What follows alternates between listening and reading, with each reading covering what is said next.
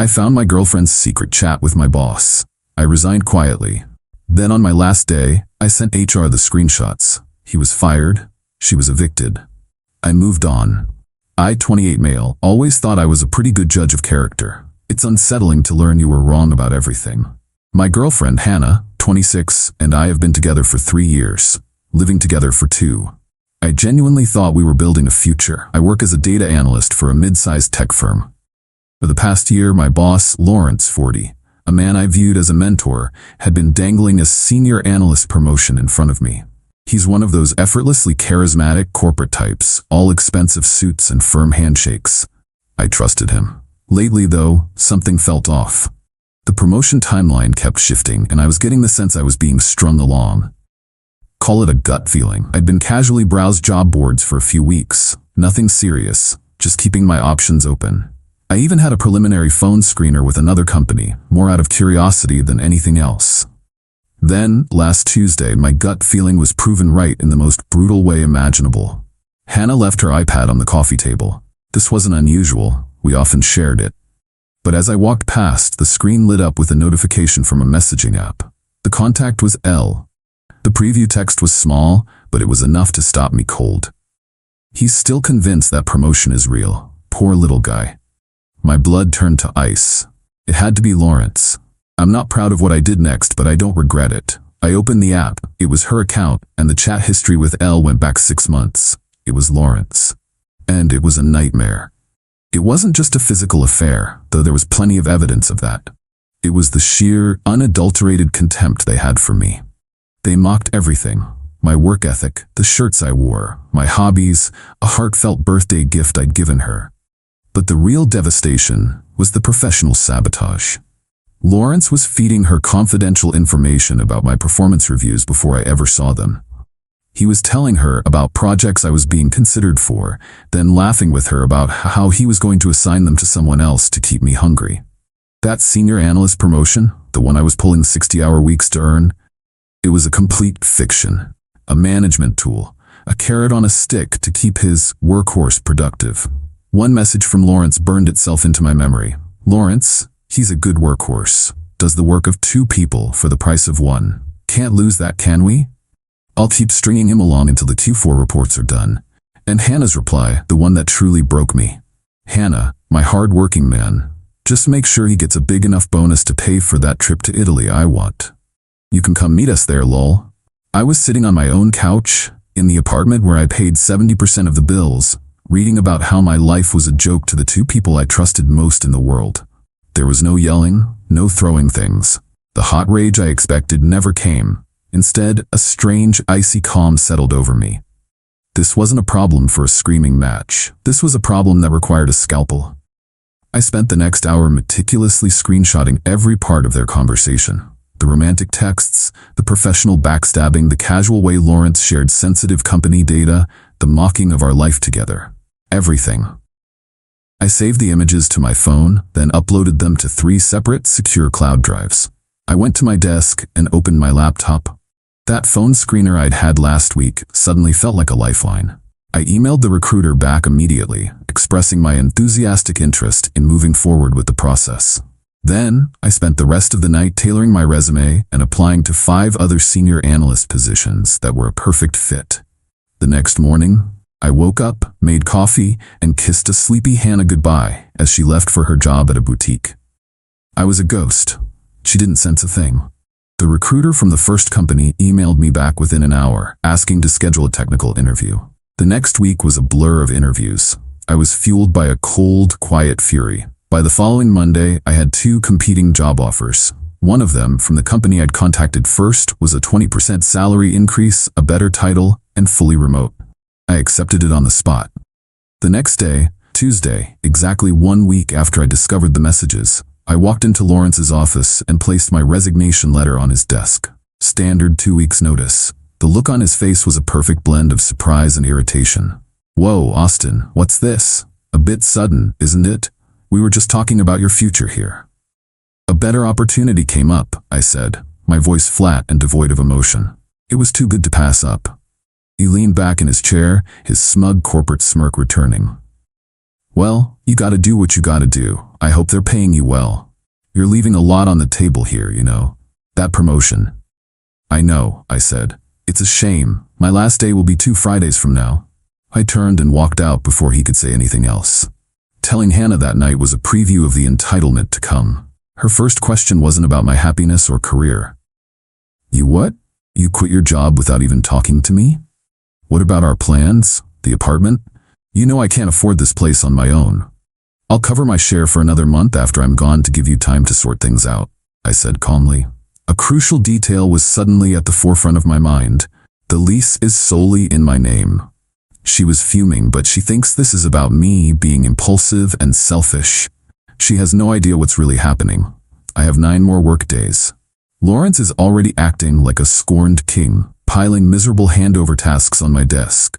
Hannah is giving me the silent treatment, punctuated by loud theatrical sighs about her precarious financial future. They think they're still in control. They have no idea I'm just running out the clock. Update 1. This has been the longest and most clarifying week of my life. Living with Hannah while knowing the truth has been an exercise in extreme self-control. Her entitlement, now that her comfortable life is threatened, is off the charts. First came the guilt trips. She started leaving travel magazines for Italy open on the kitchen counter. She'd accidentally leave her banking app open on her phone where I could see her low balance. It was so transparently manipulative. I just don't understand why you'd be so selfish, Austin, she said one night, her voice dripping with calculated sadness. After everything we've built. I just looked at her. Things change, I said. The absence of an emotional fight was clearly maddening for her. She was baiting me, wanting me to yell so she could play the victim. I refused to give her the satisfaction. Work was its own special kind of hell. Lawrence was on a relentless power trip. In team meetings, he'd make passive-aggressive jabs. Let's get Austin's input while we still have him. Hopefully, his new company appreciates loyalty. The rest of the team would just stare awkwardly at their keyboards. He made a big show of giving a key project, one he'd previously promised me, to a junior analyst, announcing, "We need to start transitioning responsibilities to people who are committed to the team's future." Then came the moment that confirmed every decision I'd made. He called me into his office, closed the door, and put on his concerned mentor mask. "Listen, Austin," he began, his voice low and serious. "I think you're making a mistake. I pulled some strings with the higher-ups. That promotion we discussed, we can fast-track it. Make it official at the end of the quarter. We'll even throw in a 5% raise. How does that sound?" A 5% raise, the fake promotion made official. It was the exact pathetic breadcrumb he and Hannah had joked about. I almost laughed out loud. "Lawrence, I appreciate the offer, but my mind is made up," I said. "My new role is a significant step up." He scoffed. "A step up? Where? That little startup, Innovatech? Good luck with that. They pivot every 6 months." He was guessing a company name, trying to get a reaction. I just nodded. Let him think he knows. The dirtiest trick came from Hannah 3 days ago. She came to me, crying, and to her credit, the tears looked real. She confessed to feeling distant from me and that she'd made a mistake. She admitted to having a brief emotional connection with someone else, but swore it was over and meant nothing. She claimed she was just scared about me quitting my job, and that's why she was acting out. It was a classic preemptive strike. She must have sensed that something was seriously wrong and was trying to get ahead of the story. She was testing the waters, trying to frame the narrative as a minor indiscretion she could be forgiven for. I looked at her, the woman I had loved, and felt a profound emptiness. "I'm sorry you feel that way, Hannah," I said, my voice neutral. My non-reaction threw her. Frustration flickered across her face. Then she played her final card. "I spoke to Lawrence," she said, trying to sound casual. "He told me he offered you the promotion. He really wants you to stay. He thinks you're a huge asset." The sheer audacity of using my saboteur as a character witness was breathtaking. It was the final confirmation I needed. I've spent the last week quietly packing my essential belongings into boxes and moving them to a small storage unit. I told her I was just decluttering, to make things easier for her when she finds a new roommate. She bought it. My new apartment is secured and the lease is signed. I've also been busy. I spent hours organizing the screenshots into a single, chronologically ordered PDF. I added annotations, highlighting the most damning messages, the sharing of confidential company data, the admission of a fabricated promotion, and the unprofessional nature of their relationship. It's a clean, undeniable, professional document of his misconduct. Tomorrow is my last day. My exit interview with HR is at 3 p.m. The PDF is saved on my phone, ready to be attached to an email. The subject line is drafted: formal complaint and documentation of unethical conduct by manager Lawrence Finch. I feel strangely peaceful. The hurricane is coming for them. All I have to do is press send. Update 2, it's done. I walked into the office this morning with a small box for my desk items.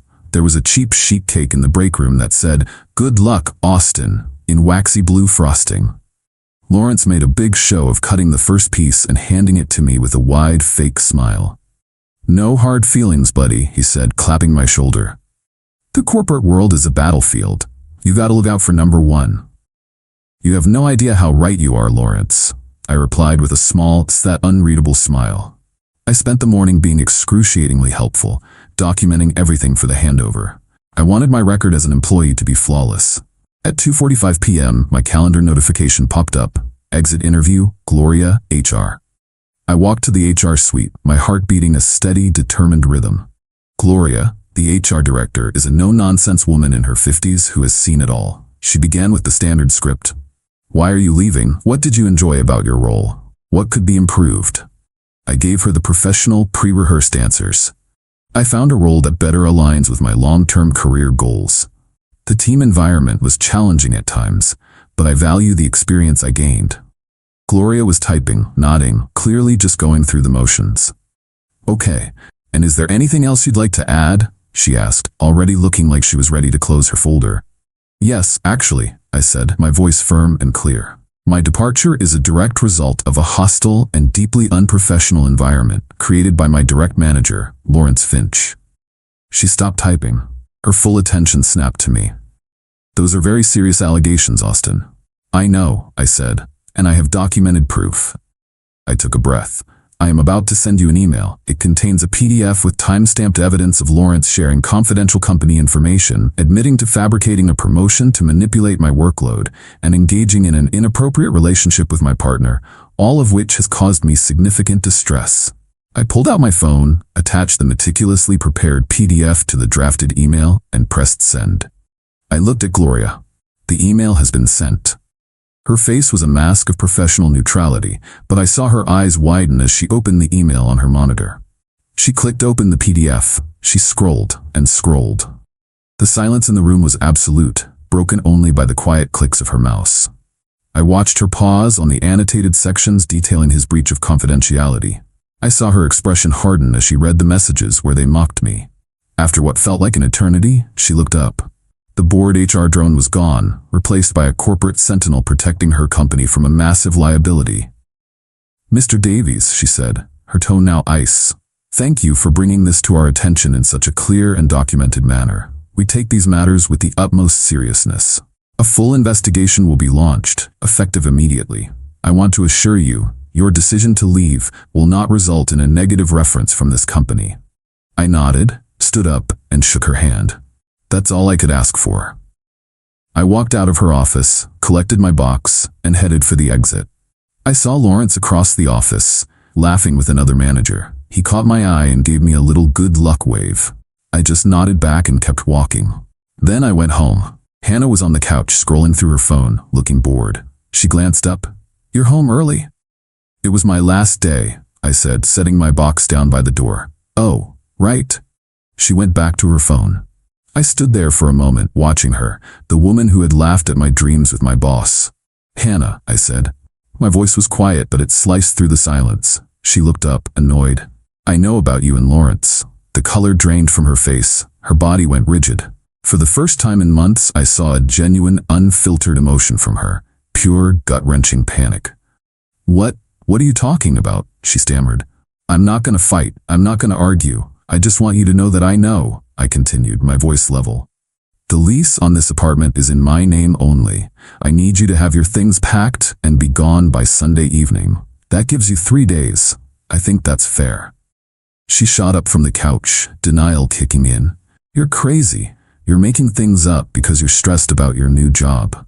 "I saw the messages, Hannah, on the iPad, The ones where you two joke about the fake promotion he was using to keep me working late. The ones where you plan to meet up. All of them. The denial shattered, replaced by white-hot fury. You went through my private messages? That's insane. You have no right. And you had no right to conspire with my boss to sabotage my career and emotionally manipulate me, I shot back, my voice finally rising. He promised you things, didn't he? A better lifestyle? What do you think happens to those promises now that he's about to lose his job? Her eyes widened in horror. What did you do? I told the truth, backed by evidence. I sent HR a detailed report of his conduct. His career at that company is over. She just stared at me, her mouth opening and closing silently. The entire foundation of her secret life, her leverage, her affair, her financial safety net, had just been obliterated. And she was only just beginning to understand it. You can't do this, she whispered, her tears a mixture of rage and self-pity. You can't just kick me out. I have nowhere to go. That sounds like a problem you'll have to solve, I said, turning and walking to the bedroom to pack an overnight bag. I wasn't spending another minute under that roof with her. Sunday, Hannah? Be gone.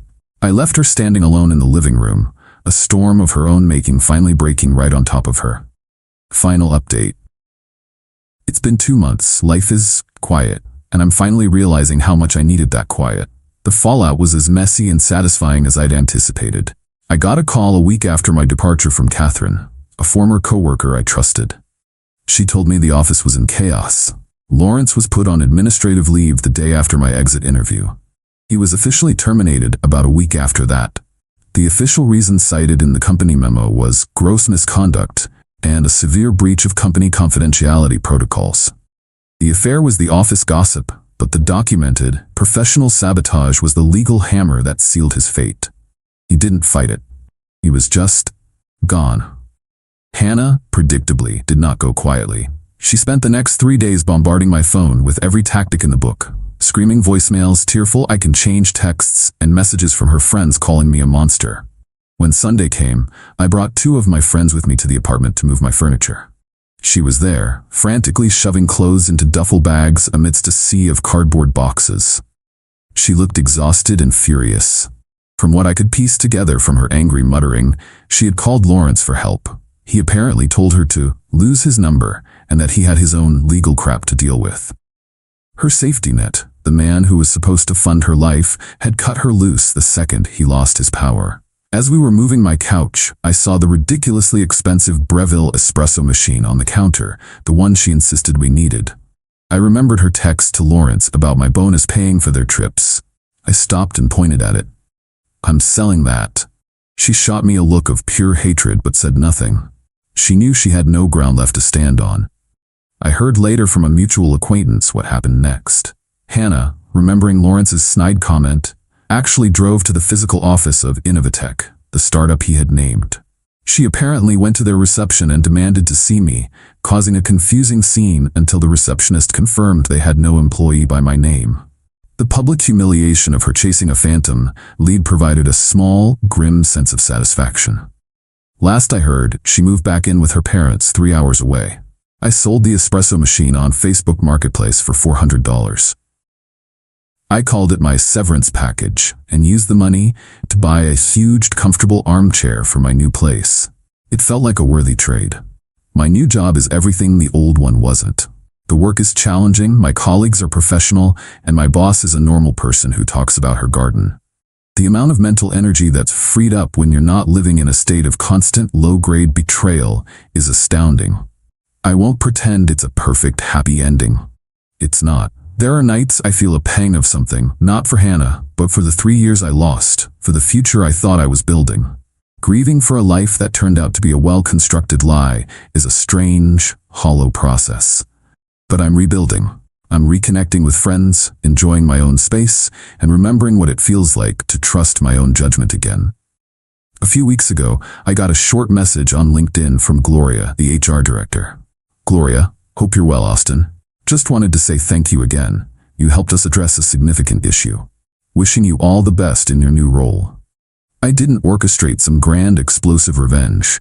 I simply documented the truth, removed myself from the blast radius, and allowed their own actions to create the consequences. They built their own guillotine. I just handed them the rope, and then I moved on.